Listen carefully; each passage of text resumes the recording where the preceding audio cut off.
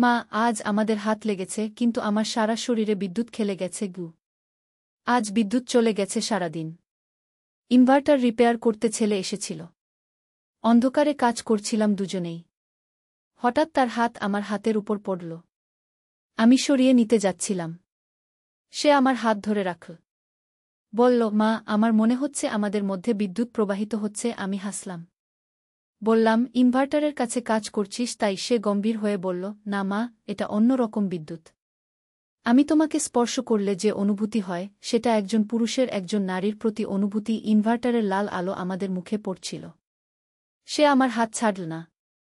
বলল, মা, আমি তোমাকে ভালোবাসি।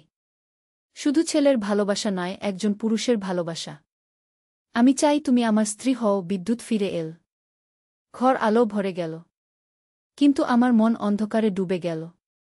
সে বলল, মা, এই আলোর মতোই আমি তোমার জীবনে আলো নিয়ে আসতে চাই, স্বামী হিসেবে। তুমি কি আমাকে বিয়ে করবে?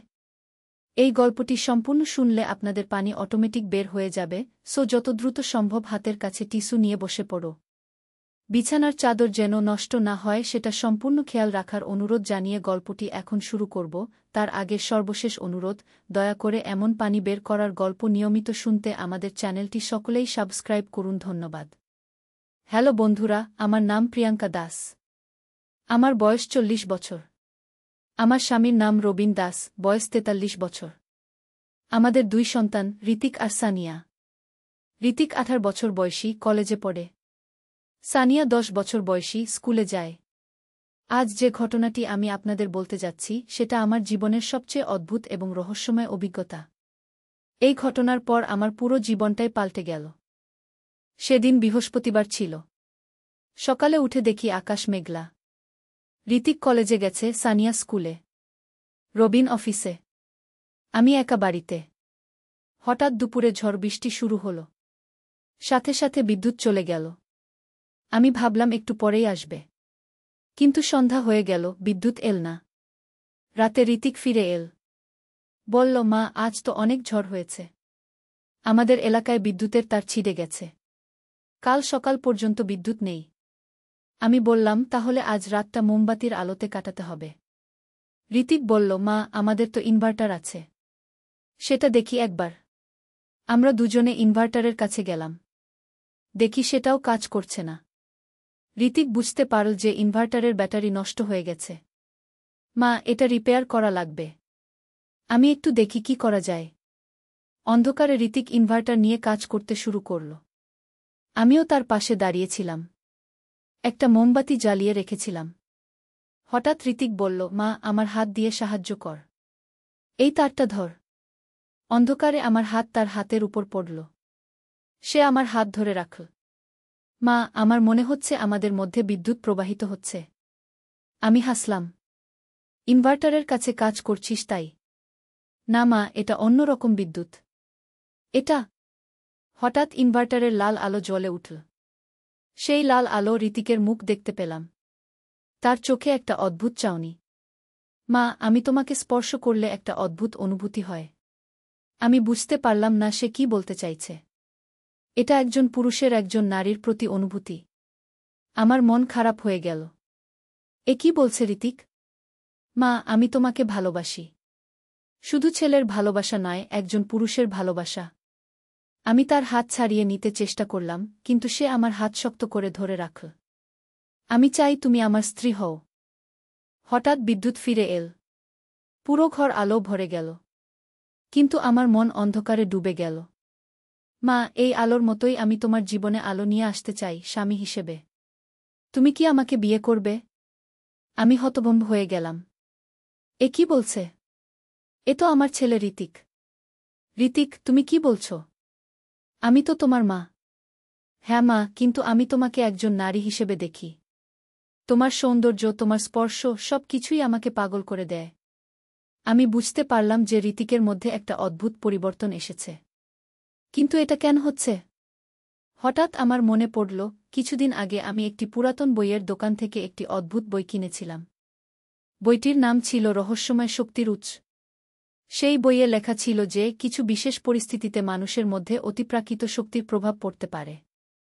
আমি বুঝতে পারলাম যে আজকের এই বিদ্যুৎ বিভ্রাট এবং ইনভার্টারের কাছে কাজ করার সময় হয়তো কোনো অতিপ্রাকৃত শক্তির প্রভাব ঋতিকের উপর পড়েছে। ঋতিক, তুমি এখন একটু বিশ্রাম নাও। কাল সকালে আমরা এই বিষয়ে আলোচনা করব। কিন্তু ঋতিক আমার কথা শুনল না। সে আরও কাছে এসে দাঁড়াল। মা, আমি আর অপেক্ষা করতে পারছি না।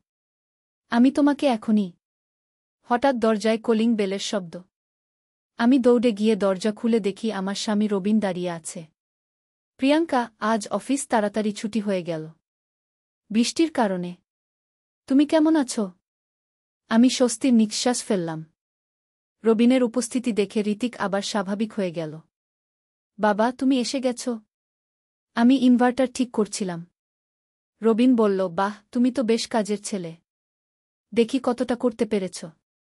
আমি লক্ষ্য করলাম যে রবিনের সামনে ঋতিক একদম স্বাভাবিক ব্যবহার করছে। মনে হচ্ছে আগের সেই অদ্ভুত আচরণের কিছুই আর নেই। রাতে খাবার খেতে বসলাম আমরা তিনজনে। সানিয়া বান্ধবীর বাড়িতে গিয়েছিল, রাত্রে ওখানেই থাকবে বলে জানিয়ে দিয়েছিল। খাবার সময় ঋতিক খুবই স্বাভাবিক ছিল। আমি ভাবলাম হয়তো আমার ভুল হয়েছে। হয়তো আজকের ঘটনাটা আমার কল্পনা। কিন্তু আমার ভুল ভেঙে গেল রাতে। রাত প্রায় 12টার দিকে আমি ঘুম থেকে উঠে পানি খেতে রান্নাঘরে গেলাম। দেখি ঋতিক সেখানে দাঁড়িয়ে আছে। ঋতিক, তুমি এখনো জেগে আছো? সে আমার দিকে ঘুরে তাকাল। আবার সেই অদ্ভুত চাউনি তার চোখে। মা, আমি তোমার জন্য অপেক্ষা করছিলাম। কি বিষয়? আজ বিকেলে আমি যা বলেছিলাম, তুমি কি সেটা ভেবে দেখেছ? আমি বুঝতে পারলাম যে আজকের ঘটনাটা আমার কল্পনা ছিল না। ঋতিক সত্যিই কিছু অদ্ভুত আচরণ করছে। ঋতিক, তুমি এসব কি বলছ? আমি তো তোমার মা।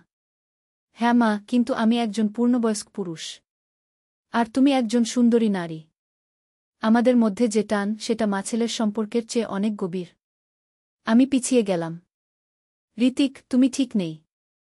ডাক্তার দেখাতে হবে। মা, আমি পুরোপুরি সুস্থ। আমি শুধু আমার মনের কথা বলছি। আমি তোমাকে প্রচণ্ড ভালোবাসি। এই ভালোবাসা একজন স্বামীর তার স্ত্রীর প্রতি ভালোবাসার মতো। হঠাৎ শোবার ঘর থেকে রবিনের ডাকার শব্দ শুনতে পেলাম। প্রিয়াঙ্কা, তুমি কোথায়? আমি তাড়াতাড়ি বললাম, আসছি। তারপর ঋতিকের দিকে তাকিয়ে বললাম, আমরা কাল এই বিষয়ে আলোচনা করব। এখন তুমি ঘুমিয়ে যাও। পরদিন সকালে উঠে দেখি ঋতিক কলেজে চলে গেছে। আমি একটু স্বস্তি পেলাম। দুপুরে রবিন অফিস থেকে ফোন করল। প্রিয়াঙ্কা, আজ আমাকে একটা জরুরি মিটিংয়ে যেতে হবে ঢাকার বাইরে। আজ রাতে ফিরতে পারব না। কাল সকালে ফিরব। আমার মন খারাপ হয়ে গেল। আজ রাতে আবার ঋতিকের সাথে একা থাকতে হবে। সন্ধ্যায় ঋতিক কলেজ থেকে ফিরল। সানিয়া এখনও বান্ধবীর বাড়িতে।